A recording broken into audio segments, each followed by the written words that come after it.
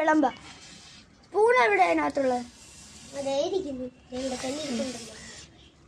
അത് കെട്ടത്തെ കിടണ്ടേ?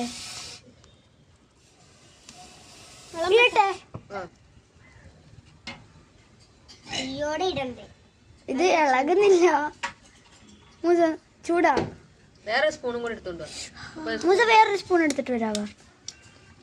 താഴെ വെക്കല് ഒരു പാത്രം എടുത്തോണ്ട് പാത്രത്തിന്റെ മുകളിൽ വാഴയില വെക്കല്ലേ. ചോറ് പോവോ? ഒരു പാത്രം ഒരു പ്ലേറ്റ് എടുത്തോണ്ട് വാ. ഒരു പ്ലേറ്റ് എടുത്തിട്ട് വാ. അടുന്നോ സദ്യ അറിയാം. വടിച്ചെടുത്തു പ്ലേറ്റ് എടുത്തോണ്ടോ വെച്ചിട്ട് ഞങ്ങളിപ്പോ ചോറ് വിളമ്പുന്നു. കഷ്ടപ്പെട്ടുണ്ടാക്കിയത്. വാഴയില എടുത്തു വെക്ക്. ആയിട്ടോ ചോറിടാൻ പോകുന്നു.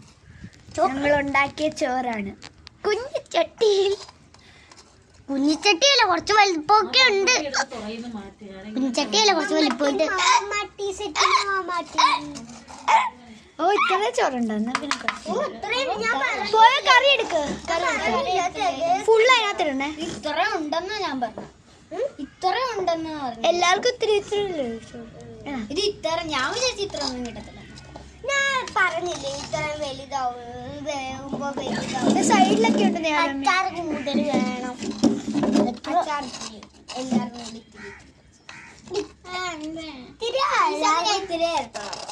പ്ലേറ്റ് കഴുകി വെച്ചേക്കണം കേട്ടോ.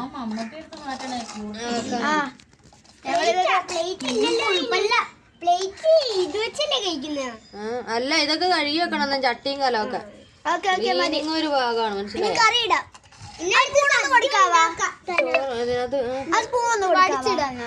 ഓക്കെ സ്പൂൺ അച്ചാറൊക്കെ ഞാൻ അച്ചാറുണ്ട്. ഞാനിത് ഞാൻ എന്തെങ്കിലും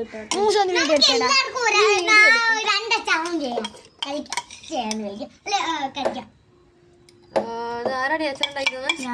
ഞാൻ ഈസായി ഫുള്ളിടും.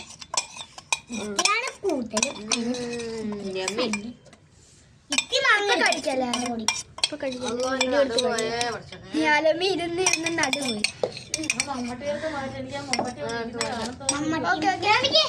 ചമ്മന്തി ചമ്മന്തി ഇതൊക്കെ ചെയ്ത് ഫ്രീ മസാജ് ഉണ്ട്. ഫുൾപൊടിയാണ്.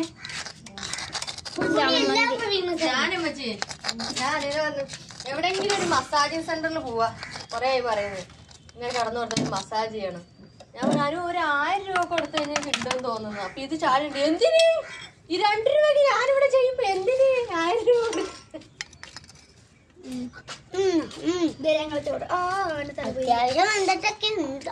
ഫുൾ ഇട്ടാണ്.